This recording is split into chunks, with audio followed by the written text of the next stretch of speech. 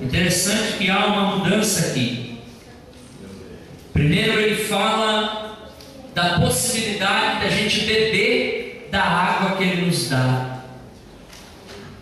Mas não só beber, fazer com que essa água, se você crer nele e crer nas Escrituras, essa água que você experimentou também se torna rio dentro de você. Uma coisa é você beber água, outra coisa é você se tornar uma fonte, um rio de água viva, corrente. Isso ele dizia, esta água representava, simbolizava o próprio Espírito Santo. O que Jesus estava querendo dizer? Que aquelas imagens do Antigo Testamento, quando se falava de água, ele estava fazendo referência ao Espírito Santo que haveria de ser derramado e as pessoas receberiam do Espírito Santo. Jesus estava se referindo a isso, e há muitos textos na Bíblia que revelam essa verdade. Isaías 12, versículo de número 3 diz assim: mas vós com alegria tirareis águas das fontes da salvação, disse o profeta Isaías. Com alegria vocês vão tirar águas das fontes da salvação. Estava falando profeticamente. Isaías 32, 2, falando profeticamente do rei do Messias. E será aquele varão como esconderijo contra o vento, um refúgio contra a tempestade, e rios de águas, ribeiros de águas, em lugares secos, e a sombra de uma grande rocha em lugar desértico. Estava falando figurativamente de Jesus. Ele será águas de um ribeiro em lugares secos.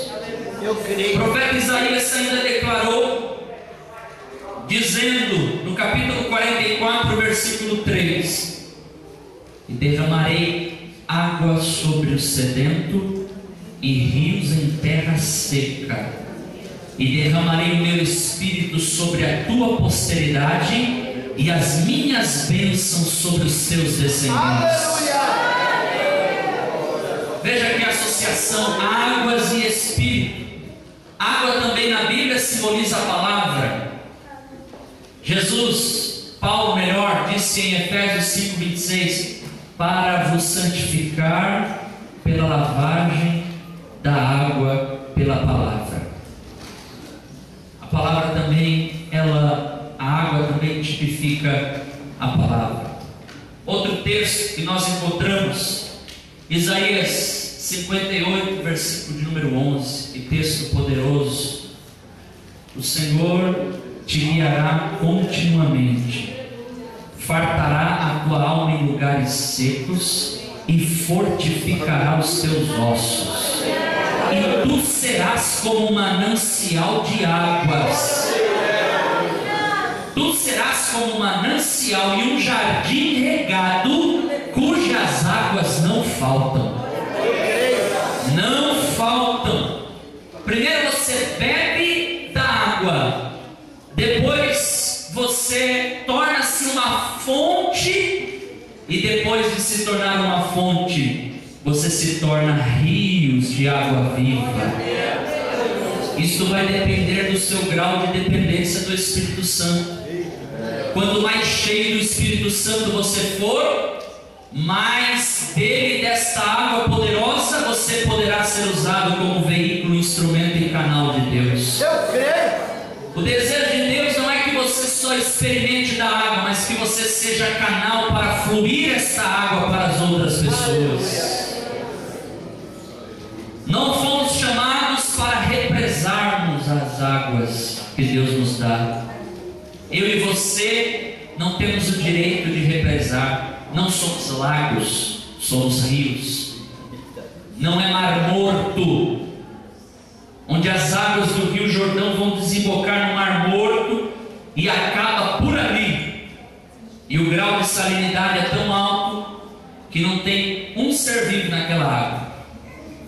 Cerca de 20 a 25% de sal naquelas águas. Você não pode tipificar o Mar Morto.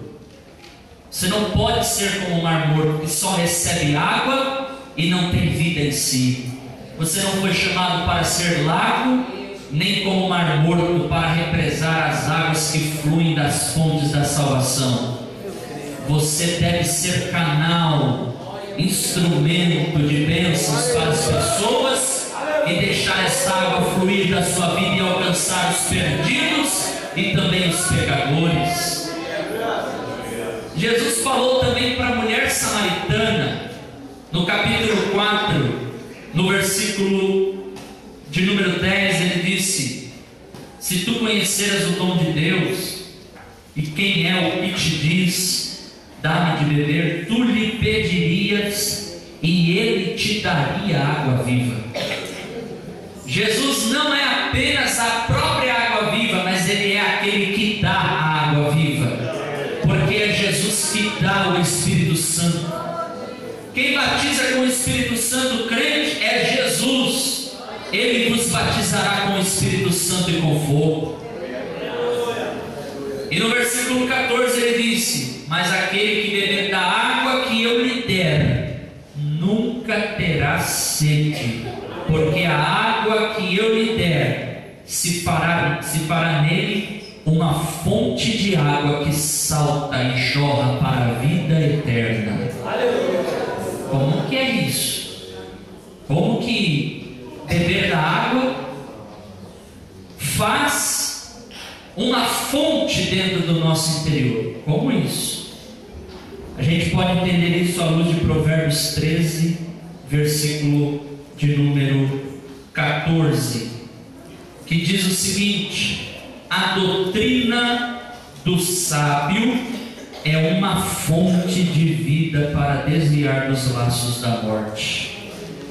Ou seja, que água é esta? A água, portanto, também, como falei, tipificando a palavra, a doutrina do sábio, que é uma fonte de vida, uma fonte de salvação, uma fonte de vida e fonte de salvação para desviar dos laços da morte. Ou seja, quando você prova da doutrina do Senhor Jesus, da sabedoria dele, em ti é gerada uma fonte, de tal maneira que você terá condições de comunicar isso também a outras pessoas.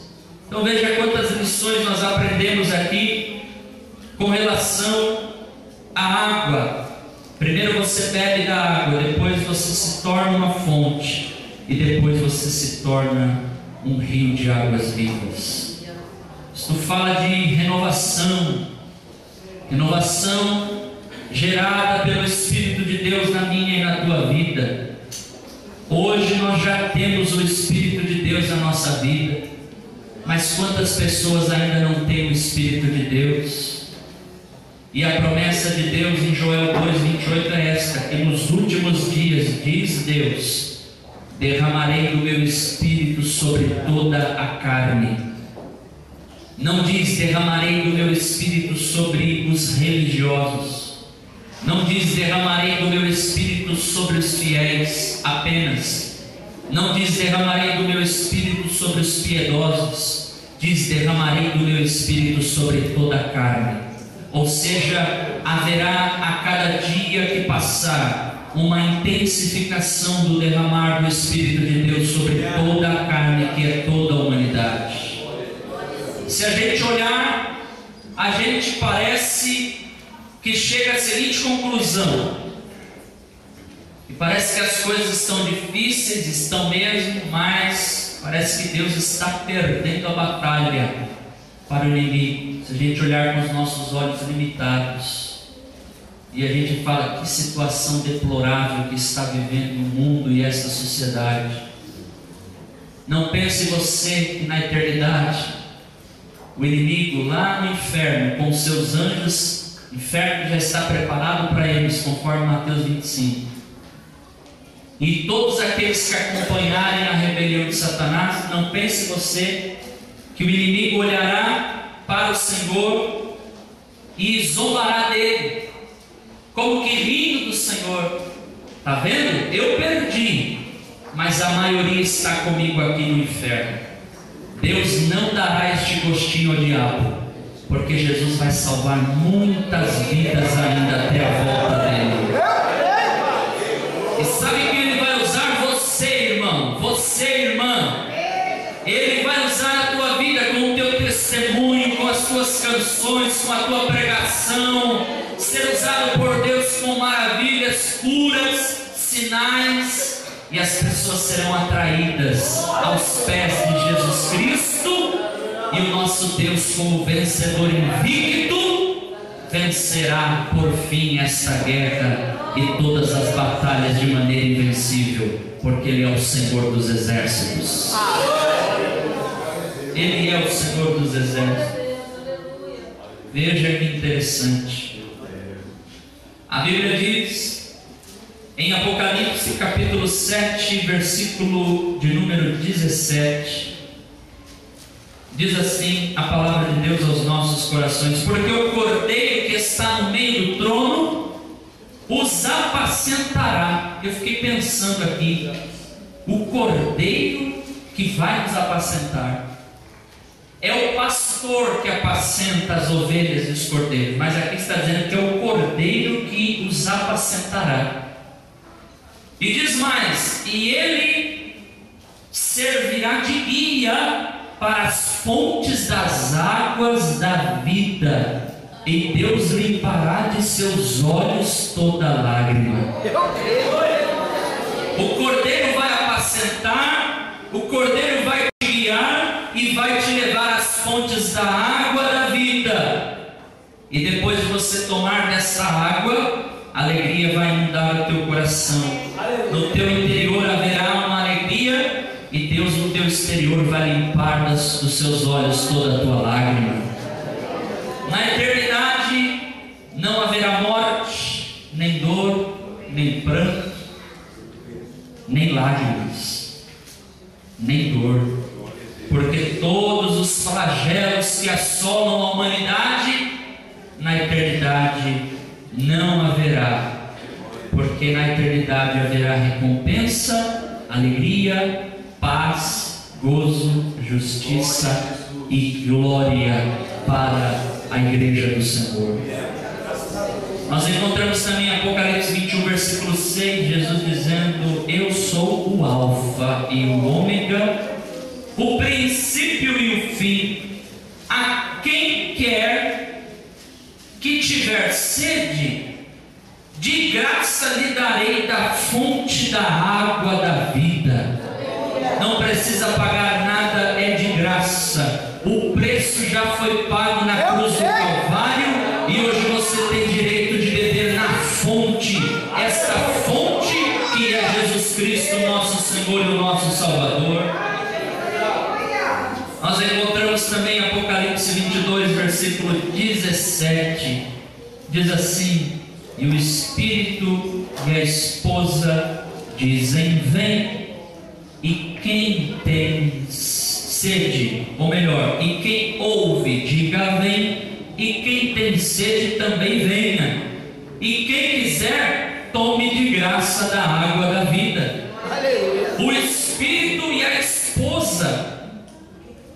Por quê? Nós encontramos aqui um apelo evangelístico, porque o Espírito e a igreja trabalham em conjunto na obra da evangelização e dispõem ao pecador um convite especialíssimo. E quem quiser, com Jesus é assim: se alguém quiser seguir-me, seguir após mim, negue-se a si mesmo, tome a sua cruz e siga. Se alguém quiser.